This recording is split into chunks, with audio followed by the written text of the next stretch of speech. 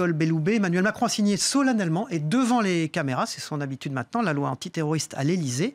Certaines mesures rentreront dans le droit commun dès aujourd'hui. Qu'est-ce qui permet de dire qu'avec cette loi, les Français seront plus en sécurité aujourd'hui ?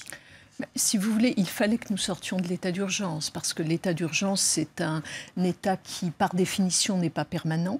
Et donc, il a fallu, pour, je dirais, crédibiliser cette sortie, mettre en place une série de dispositions qui seront activées lorsqu'il y aura un risque terroriste et qui permettront de prendre un certain nombre de mesures, essentiellement de police administrative.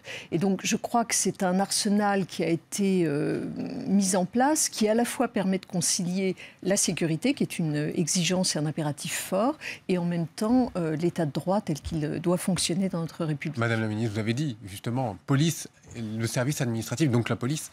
Est-ce que ça veut dire que le pouvoir judiciaire, aujourd'hui, est inexistant ? Mais non, je ne comprends pas pourquoi vous entendez les polémiques qui sont en train de bien monter. sûr, j'entends les polémiques. Je pense qu'elles ne sont pas fondées sur du réel. Les mesures qui sont dans cette loi sont essentiellement des mesures de police administrative. C'est la raison pour laquelle, d'ailleurs, mon collègue Collomb les a portées. Lorsque la liberté individuelle est atteinte, c'est le cas, par exemple, lorsqu'il y a des perquisitions ou des éléments comme ça, le juge réintervient a priori ou a posteriori. Mais le fondement de la mesure est une mesure de police administrative. Vous êtes à Strasbourg devant... Pascal Jalabert. Oui, vous êtes à Strasbourg devant les magistrats de la Cour européenne des droits de l'homme. Comment allez-vous leur garantir que toutes les libertés individuelles sont respectées dans le cadre de cette loi ? Mais parce que la loi prévoit encore une fois, des conditions pour le déclenchement des mesures les plus intrusives par rapport aux libertés. Des conditions, c'est pas n'importe quoi, n'importe quand. Il y a des conditions, des critères stricts qui répondent d'ailleurs à des critères qui avaient été expressément dégagés par le Conseil constitutionnel lorsqu'il a eu à étudier des précédentes dispositions liées à l'état d'urgence. Donc il y a des conditions et il y a des contrôles.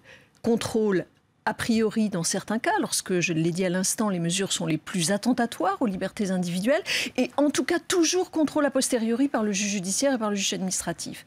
Et si vous voulez, la Cour européenne des droits de l'homme, elle, ce qu'elle impose essentiellement, c'est un contrôle juridictionnel effectif. Ce sont ces mots, contrôle juridictionnel effectif. Et donc, il me semble que les dispositions qui ont été édictées répondent à ces exigences. Donc, quelque part, vous nous dites ce matin, je serai la garante des libertés. Ça, c'est quelque chose que vous promettez aux Français ? Je le promets aux Français, mais c'est une évidence. Ouais. C'est absolument une évidence. Ça semble une évidence quand vous le dites aujourd'hui, mais ce n'est pas une évidence quand on entend, par exemple, un Jean-Jacques Urvoas qui dit, votre prédécesseur, qui s'est inquiété sur les réseaux sociaux... C'est mon antéprédécesseur. Exactement. Qu'une loi modifiant le code de procédure pénale ne soit signée qu'avec la seule présence du ministre de l'Intérieur. Vous n'étiez pas sur la photo hier. Nous sommes dans l'ordre de la polémique politique. Je la respecte. Je la respecte et j'ai beaucoup d'amitié pour mon antéprédécesseur. Mais vous dites parce que vous avez succédé à François Bayrou, il faut les rappeler aux téléspectateurs. François Bayrou, absolument. Mais je crois que ce n'est pas tout à fait la réalité. Je le dis ici clairement, lorsqu'il y a besoin du juge, le juge a été introduit et j'en serai vraiment la garante et j'en garantis le respect. Nicole Belloubet, que fait-on des djihadistes à leur retour en France ? Qu'allez-vous faire de cette famille installée en Syrie et qui souhaite rentrer pour être jugée ? Alors, on rappelle que Laurent Wauquiez réclame, lui, qu'il soit systématiquement incarcéré à leur retour en France. Oui, sans doute M. Wauquiez est-il mal informé, car aujourd'hui, lorsque une personne revient des terrains de combat, Syrie, Irak, elle est systématiquement présentée au parquet de Paris qui, vous le savez, a la compétence pour l'antiterrorisme.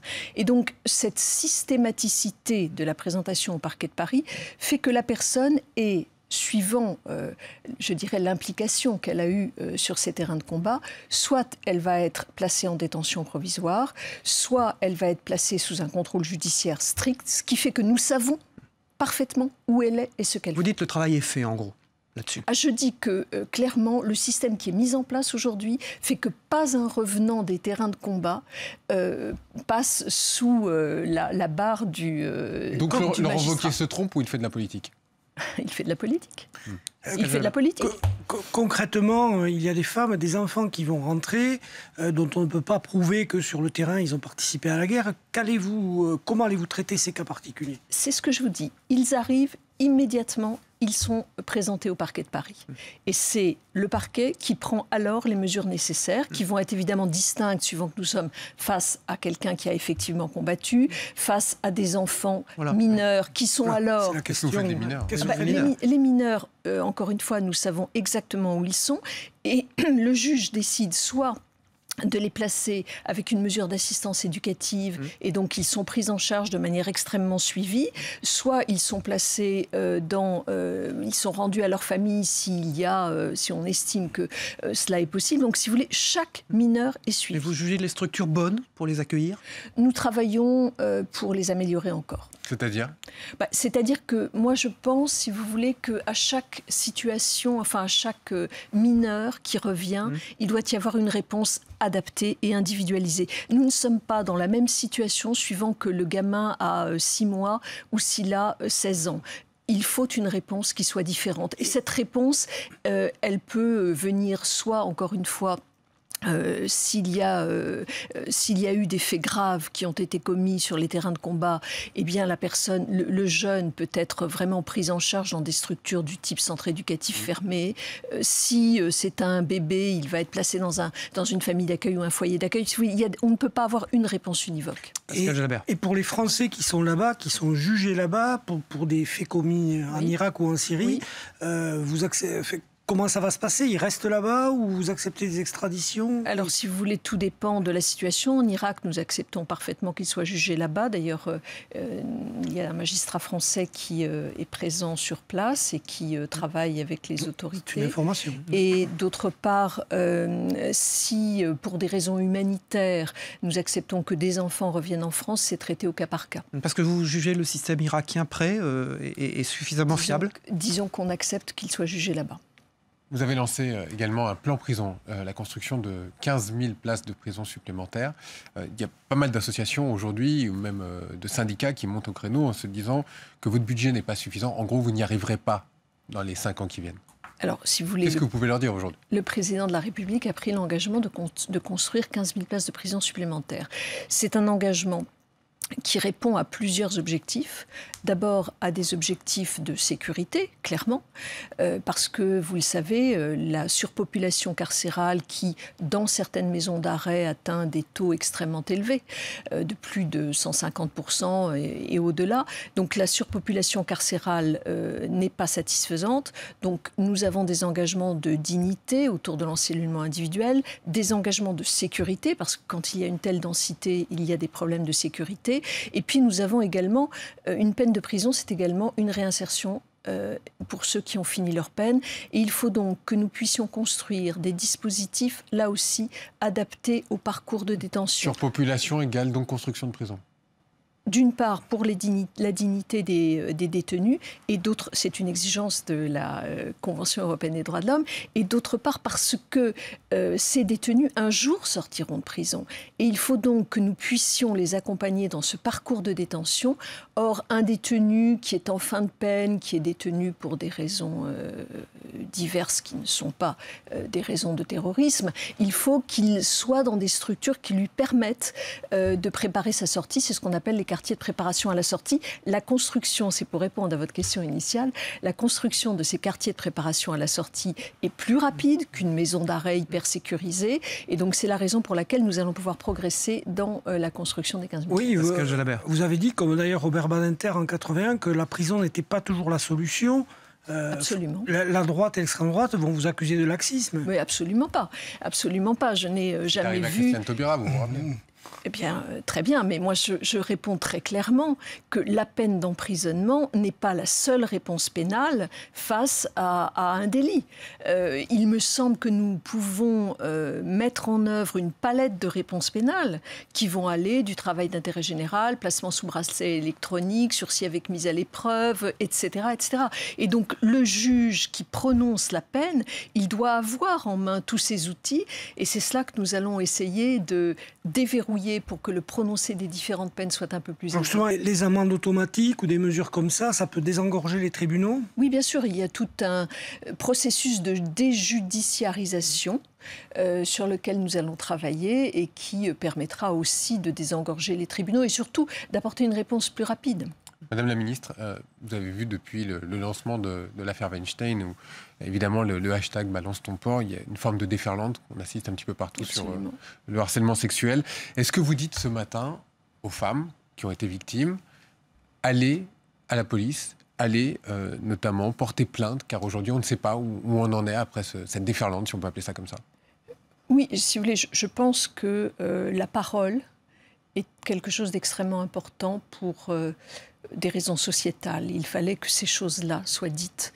Mais au-delà, pour apporter une réponse judiciaire à un phénomène précis, à un acte précis, il faut que les femmes portent plainte, les femmes ou les hommes d'ailleurs, puisqu'il faut qu'il y ait des plaintes qui soient déposées et que le plus tôt elles seront déposées, plus elles auront de chances d'aboutir. Car l'une des très grandes difficultés face auxquelles nous nous heurtons, c'est que lorsque la plainte est déposée tardivement, il est très difficile d'avoir les éléments de preuve.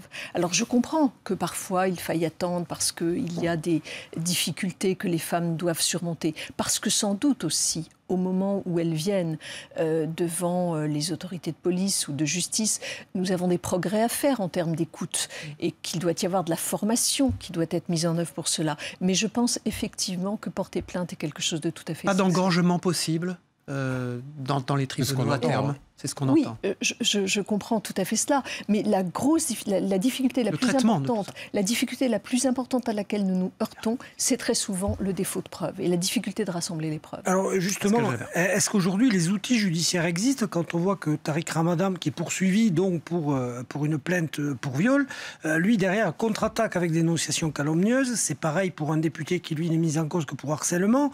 Donc à chaque fois, est-ce que finalement aujourd'hui avec les outils qui existent, il n'y a pas plus de risque à porter plainte qu'à ne pas porter plainte? Non, je ne vois pas où sont les risques, si ce n'est des risques de pression ou d'éléments comme cela. Mais il me semble qu'une personne qui porte plainte, elle peut être protégée et en tout cas elle a intérêt à le faire, je le dis clairement, parce que les éléments de preuve pourront être rassemblés et donc pourront donner une suite judiciaire. Juste un mot peut-être sur Tariq Ramadan. Vous êtes inquiète du silence, par exemple, des autorités religieuses musulmanes qui, pour l'instant, c'est silence sur l'affaire Ramadan? Non, je ne veux pas me prononcer sur cette question-là.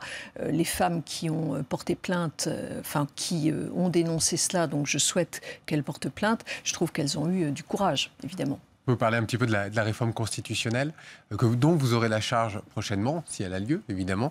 Le président du Sénat, Gérard Larcher, elle aura lieu, c'est sûr? Bien sûr. Alors, oui. D'accord, parce que ça c'est une information aussi. La volonté du président de la République est très réelle. Oui. Celle du président de l'Assemblée nationale qui travaille sur un certain nombre de sujets. Et celle du Sénat. Et celle du Tout Sénat. le monde est d'accord. Si j'en lis les journaux et au regard des entretiens qui ont eu lieu entre le président de la République, le président du Sénat, et puis des entretiens que j'ai pu moi-même avoir avec le président du Sénat au mois d'août, oui, la réforme constitutionnelle aura lieu. Elle est sur de bons rails. Alors, visiblement, il a l'air... Dans l'année. Dans l'année? Enfin, dans l'année 2018. 2018, oui. Comment retisser un lien de confiance pour une justice qui parfois peut sembler compliquée et éloignée? Est-ce que cette réforme peut y contribuer? Alors, la réforme constitutionnelle, l'idée, c'est de montrer que nous travaillons toujours plus en faveur de l'indépendance de la justice. Et pour cela, nous allons travailler sur le statut des membres du parquet, c'est-à-dire sur les procureurs. Vous êtes pour un parquet indépendant? Je suis pour un parquet qui, d'une part, dont les modalités de nomination doivent évoluer. Je rappelle toutefois que l'article 20 de la Constitution précise que le gouvernement détermine et conduit la politique de la nation. Et dans la politique de la nation, il y a évidemment la politique pénale et les politiques publiques de la justice. Nicolas Hulot a dit qu'il se donnait 1 an pour voir s'il est efficace dans son action de ministre. Il a dit qu'il en tirerait toutes les conclusions. Est-ce que vous pourriez avoir le même genre d'attitude en tant que ministre? Écoutez, moi je pense que nous sommes une équipe. Prendre compte, c'est ça le sens de Nous sommes une équipe, nous travaillons ensemble et je suis persuadée que dans 1 an, les résultats seront là.